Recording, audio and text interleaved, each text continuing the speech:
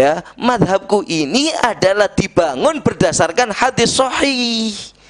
Artinya tidaklah aku berpendapat kecuali dalil yang aku gunakan adalah riwayat hadis sahih, tidak yang lain. Loh, itu maksudnya. Mungkin ini ucapan daripada Imam Syafi'i yang mengatakan idza shahhal hadis fahuwa minni. Nah, ini apa artinya, Ustaz? Iya. Imam Syafi'i beliau pernah berkata, yang ini perkataan ini sebenarnya dipelesetkan dalam maknanya. Beliau pernah berkata baik, in sahhal hadis fahuwa madhabi, bukan fahuwa minni. In sahhal hadis, kalau hadis itu adalah sahih, maka itu adalah madhabku. Ini ada yang mengartikan, ini ya dari kalangan orang-orang yang nggak mau bermadhab. Tapi selama itu adalah mendukung kepada keyakinan mereka, maka diambil, walaupun itu adalah daripada seorang imam madhab seperti berkata Imam Syafi'i ini. Ya, banyak dari golongan orang yang nggak mau bermadhab menyatakan apa? Nah, ini buktinya Imam Syafi'i menyatakan in sahhal hadits bahwa madhabi. Berarti kita itu bukan ngikut madhabnya para a'imah, tapi kita itu harus ikutnya kepada Nabi. Loh, gitu akhirnya Pak. Makanya Pak, kalau ada suatu riwayat hadis itu adalah dhaif, ya nggak bisa kita kita tinggalkan itu madhab Imam Syafi'i. Kita harus mementingkan hadisnya Nabi. Loh, ini seolah-olah yang ucapan semacam ini adalah apa? Kita lebih mengerti mana hadisnya Nabi yang sahih lebih daripada Imam Syafi'i. Ini aneh sebenarnya. Kita hidup ini di zaman mana? Jarak kita dengan Nabi ini berapa ribu tahun? 1400 tahun. Imam Syafi'i itu terlahir di 150 Hijriah. Lebih dekat di mana beliau itu adalah tabi'in. Beliau mendapati Al-Imam Malik sebagai tabi'in, guru beliau.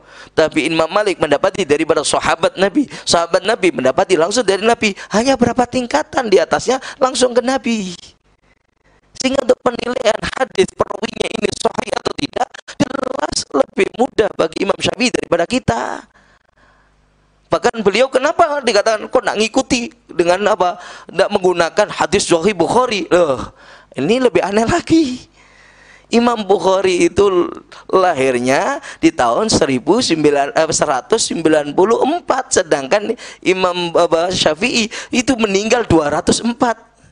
Jadi Imam Syafi'i meninggal, Imam Bukhari baru umur 10 tahun, baru hafal Muwatta, belum menjadi meriwayatkan hadis-hadis yang lainnya, belum mencarian hadis-hadis yang banyak itu sampai ratusan bahkan jutaan hadis itu. Apalagi mengumpulkan Sahih Bukharinya, itu belum dilakukan oleh Imam Bukhari, ya. Imam Syafi'i sudah meninggal.